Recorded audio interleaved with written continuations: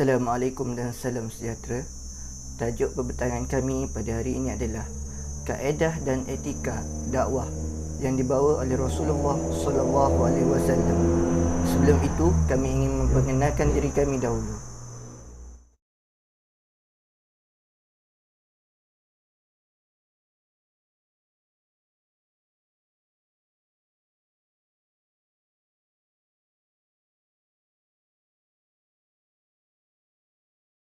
Bagi pengenalan, dakwah adalah bahagian daripada kehidupan dan tanggungjawab setiap manusia. Setiap gerak-geri seorang Muslim sepatutnya melandaskan atas kesedaran untuk mengamalkan Islam dan penyebar sinarnya di samping mendidik masyarakat dengan nilai-nilai Islam yang sebenar. Dakwah boleh dijalankan dalam pelbagai bentuk yang sesuai dengan keadaan pendakwah maupun keadaan sasaran dakwahnya. Dakwah boleh berbentuk individu, kumpulan, institusi, apapun bentuknya. Namun dakwah mestinya memiliki perancangan matang dan rasional. Cara Rasulullah menjalankan dakwah adalah rujukan utama ketika perbincangan tentang dakwah, strategi, perancangan dan pelaksanaannya. Menyikat kembali lembaran-lembaran perjalanan dakwah Rasulullah akan membantu para pendakwa untuk lebih fokus menetapkan matlamat dakwahnya. Ali dah pernah berkata bahawa kebenaran yang tidak diurus dengan baik akan dikalahkan oleh kebenaran yang diurus dengan baik. Antara etika-etika dakwah yang dibawa oleh Rasulullah SAW semasa menyebarkan dakwah pada zaman baginda adalah dengan ketegasan. Pendekatan ini diambil kerana cara berlemah lembut tidaklah sesuai dengan semua keadaan. Kerana dalam keadaan tertentu memerlukan ketegasan. Sebagai contoh, ketika Nabi Muhammad SAW berhadapan dengan 3 orang sahabatnya yang tidak ikut serta dalam peperangan Tabuk. Mereka ialah Ka'ab ibni Malik, Mirarah ibni Ar-Rabil dan Hilal ibni Umayyah. Nabi Muhammad SAW dan para sahabat, termasuklah juga isteri-isteri mereka bertiga, melakukan boikot sehingga sampai tidak menjawab ucapan salam mereka bertiga selama beberapa hari. Selain itu, melarang secara tidak langsung merupakan juga antara etika-etika dakwah yang dibawa oleh Rasulullah SAW dalam menyebarkan dakwah beliau. Tidak dinafikan bahawa penyampaian dakwah memerlukan kepada sesuatu pernyataan yang jelas dan nyata.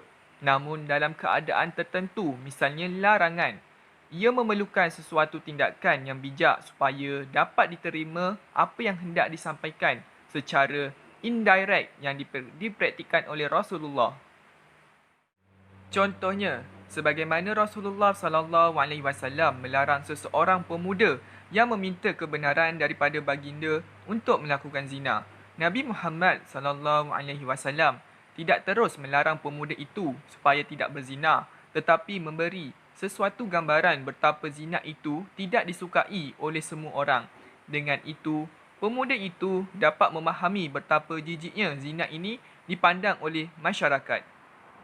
Berdialog dengan tokoh Quraisy, Husain yang diwakili oleh kumpulan supaya memberitahu Nabi agar membentikan dakwahnya. Dalam dialog itu, Husain bertanya kepada Nabi tentang apa yang didengar, iaitu Nabi mencaci tuan-tuannya. Lalu Nabi bertanya Husain, berapakah jumlah Tuhan disembah? Husain menjawab, jumlah 7 Tuhan di bumi, 1 di langit.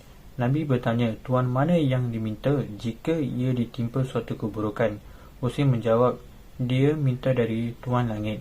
Nabi bertanya lagi, mana satu diminta jika hartanya binasa? Husain menjawab, Tuhan di langit. Nabi menyampuk, apakah kamu samakan Tuhan di bumi dengan Tuhan di langit, sedang dia saja yang menunaikan permintaan kamu? Lalu Nabi pun berkata, masuklah Islam, nanti kamu akan selamat. Husain terus memeluk Islam. Kaedah seterusnya, Rasulullah mengadakan hubungan berbaik-baik dengan suku kaum di Madinah, termasuk orang Yahudi. Untuk tujuan tersebut, satu perjanjian telah diwujudkan. Melalui perjanjian tersebut, masing-masing pihak hendaklah hidup secara harmoni dan menjaga kerukunan hidup penduduk di Madinah dengan tanpa menceroboh antara satu sama lain. Nabi juga mengadakan hubungan baik dengan kabilah-kabilah yang ada di sekeliling Madinah. Dengan terjalin hubungan ini, suasana yang aman dan harmoni dapat diwujudkan di Madinah.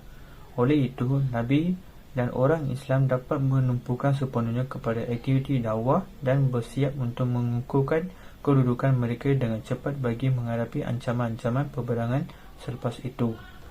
Baiklah, sekarang saya akan menceritakan serba sedikit tentang kaedah dakwah yang dilakukan oleh Rasulullah sallallahu alaihi wasallam, iaitu terdapat dua kaedah yang mana secara tersembunyi dan secara terang-terangan. Baiklah, yang pertama ialah dakwah secara rahsia atau secara bersembunyi, yang mana Rasulullah sallallahu alaihi wasallam melakukan dakwah secara rahsia ini kerana rasa diancam dan khawatir terhadap perlawanan sengit kaum musyrik dan bahaya yang akan mengancam dakwah Islam.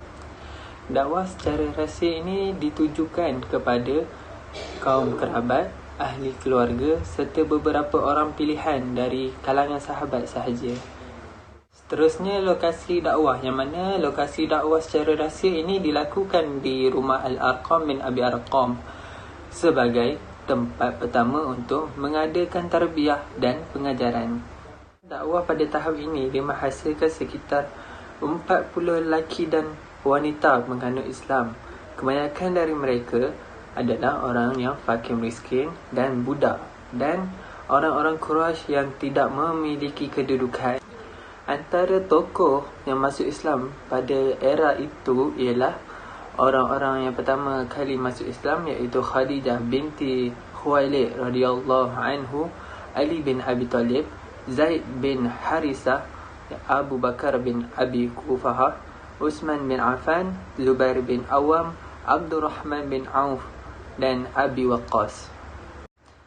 Baiklah, seterusnya dakwah secara terang-terangan, yang mana setelah 3 tahun dia angkat menjadi Rasul, semakin ramai penduduk Mekah yang memeluk Islam dan berita ini telah pun tersebar di kalangan penduduk Mekah seluruhnya.